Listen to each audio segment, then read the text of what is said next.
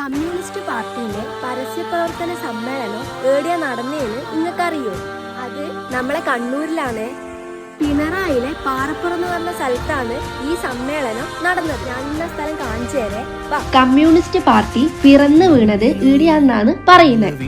1937 കോഴിക്കോടാണ് communist party രൂപം കൊണ്ടത്.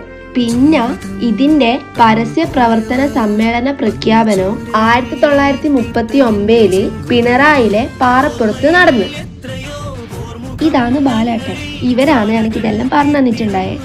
ഇവിടുത്തെ നാട്ടുകാരും നല്ല സപ്പോർട്ട് ചെയ്യുന്നത്. സമത്വവും നീതി ഉറപ്പാക്കാൻ തൊഴിലാളിയും കർഷകരും ഒരുമിച്ച് പോരാടിയ ഒരു ശക്തിയാണ് ഇത്. ഇവരെല്ലാണ് ഈ സമ്മേളനത്തിൽ പങ്കെടുത്തവര്. ഇവരൊന്നും ഇപ്പം ജീവിച്ചിരിപ്പില്ല, എല്ലാരും നമ്മളെ വിട്ടുപോയി.